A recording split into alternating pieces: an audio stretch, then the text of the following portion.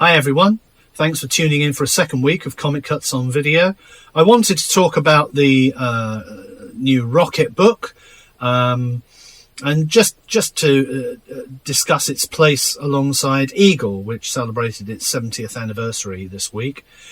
Rocket was not only produced to exactly the same format of Eagle, which was 8 pages of colour and 8 pages of black and white. It had a similar kind of mix of strips and of feature material. It was also printed by Eric Bemrose, who printed the Eagle, and in many ways mirrored that more famous paper, especially by having a science fiction character in Captain Falcon on the front cover. Now, obviously, Eagle has survived the years. Many people know of the Eagle. Many collectors have been picking up Eagle for years. And Rocket has rather faded into the background and is, forgotten by all but the most ardent of collectors. I mean, there are reasons. There are reasons why Eagle survived and why Rocket failed. I do go into the bigger reasons that happened behind the scenes in the book. But just briefly, I just wanted to touch on comparing Captain Falcon to Dan Dare. Now, Dan Dare succeeded because, it was an excellent story that lasted. The initial story lasted a year of the trip of Dan's trip to Venus. And the story moved along apace, but was always interesting, never flagged in its excitement, but also introduced a number of characters, and these characters were allowed the space to develop as characters. So when you come away at the end of it, so like who Digby is, who Professor Peabody is. Whereas in Rocket, they didn't have the same space for development. And you kind of, the characters were thrown in and you were kind of expected to know what they were going to be like. Progressively, Captain Falcon did have a female member of his crew, along with 2 straight out of college cadets who were presumably meant to be the same age as the children who would be reading the comic. But they never developed as characters, and Captain Falcon led with his fist, which was what you would have expected from virtually any other science fiction hero of that era. Perhaps the closest would be Captain Condor, I guess. Rick Random had a little more space to develop the plots, and certainly Jeff Hawke had far more space to develop plots and character. But that was aimed at a slightly older audience. So, yeah, the Frank Black's artwork was clearly in nowhere near the league of Frank Hampson and his studio. He had less space. Now, some of the covers do look particularly good. Some of the covers are very impressive, in fact. They used a large Rocket logo with a rocket arcing up the left-hand side. And then about half of the cover was dedicated to a single frame. And some of those were quite good. And then there was often 2 smaller frames which would draw you into the story. However, when you turned over onto the second page, you generally only had a few frames of story content before the cliffhanger had to be set up. Whereas the Eagle and Dan Dare, using smaller frames, basically, they had more room on the cover as well, with the Eagle logo tucked away in the corner.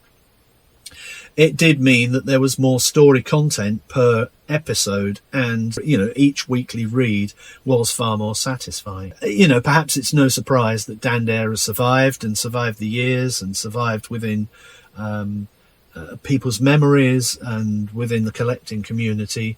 We discussed Dan Dare far more through the pages of 2 magazines dedicated to him, Eagle Times and Spaceship Away. Whereas Rocket, long forgotten, I'm afraid. Now, I don't want people to think that Rocket is without worth. It's certainly a fascinating artifact of the mid-1950s space race and of the science fiction boom that was going on at the time. It has a fascinating backstory, and I hope that if you are interested in Eagle, if you're interested in that era or science fiction, that it's worthy of your bookshelf. You can order it through bearalleybooks.blogspot.com. You can pay by PayPal, and hopefully while you're there you can have a look around and see if there are any other books that are of interest to you. We've done a lot of indexes over the years, and one of the reasons for setting up Bear Alley Books was to update some older indexes that I did. So far we've published Lion, Ranger, Boy's World. One I'm particularly proud of is Countdown, because that contained a lot of strips that I had fond memories of when I was a child, and certainly of the TV series, things like Thunderbirds and Joe 90 and all the Jerry Anderson shows it covered. Doctor Who, of course. But other thrillers like the Persuaders and Hawaii Five-0. That's a book that I'm particularly proud of, and hopefully you'll give that one a look while you're at the Bear Alley Books webpage. Now, I'm going to stop here, and I'll be back in a second just to let you know how we're getting on. All right, see you in a second. Rocket, the first space age weekly, is available from bearalleybooks.blogspot.com. Price £9.99 plus postage and packing. Hi, welcome back. I thought I'd give you a quick insight into our day, as we've been in lockdown for 4 weeks now. We actually settled down quite quickly into a very steady routine. Mel is working from home, which she hasn't done for 25 years. So we've had to make adjustments for that. We get up about 6:30, catch up with the news. Mel has her breakfast. We then walk down to the river. We've got the River Colne flowing through Wivenhoe. So we walk down to the Colne and walk along the quays, which is a beautiful walk. We then usually go along the towpath, which extends our walk, and we come back up through past the railway station, through the park, which is rather nice to see the dogs running around. It's been beautiful weather, so we've been very lucky. And that takes about an hour and a quarter, so we're back here roughly about 8:15. I sit down in front of the computer down in my office. Mel's got her own little office upstairs, so we both just catch up on a bit of email and things like that first thing in the morning, and then both of us kind of start work at 9 o'clock and work through till 5:30. We stop at 1 o'clock for lunch. We take it in turns to cook. So I've been doing stews for the last couple of days. Mel's doing, I think, scrambled egg today, which will be rather nice. And then we split Saturday and Sunday.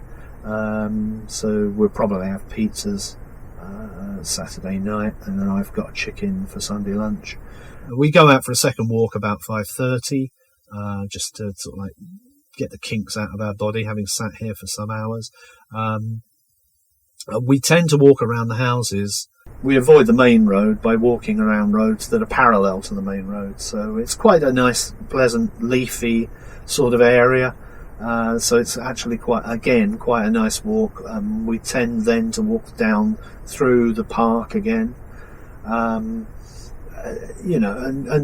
just go for an hour's walk. And I'm rather pleased to say that we're both losing weight, not dramatically, but we're probably eating better and exercising more, and not surprisingly we've both shed a couple of pounds. So I hope we can keep this going for some time and we don't get bored of it. But while the weather's nice, we're just benefiting as much as we can from it. And that's our day. We have our lunch at about 12, so we're off for about an hour. We have dinner quite late. We have dinner about 8. Watch the telly, and we've been watching The Witcher, which is The Mandalorian. It is very much The Mandalorian with almost the same character. the hunter who has to battle the beasts. It's been very good. I've thoroughly enjoyed it. We watched Tiger King, same as everybody else. That was thoroughly enjoyable in a weird way. And we've just started watching a show called Dispatches from Elsewhere, which is very quirky. We've only watched a couple of episodes so far, but I think we're going to carry on through to episode 8, or where it ends, episode 10. We're sort of like enjoying it. We enjoy the quirkiness of it, and that's our day. Well, that's it for Comic Cuts for another week. Whether we continue to do these as videos or whether I get back to actually just writing them, kind of depends on how well this is received. I'm enjoying doing these as videos because it's just something a bit different. It's entertaining my mind. Hopefully it's entertaining you as well at the same time. If it is, you can leave a comment. We're on YouTube, so and you can ask questions. I'm more than happy to try and answer some of those. What are those books over there, and why am I seeing the bottom of them and not the spines? The sort of question that I'm sure everybody is asking themselves at this precise moment. Well, that's it for another week. Stay safe, everyone, and I'll talk to you again next week. All right, bye.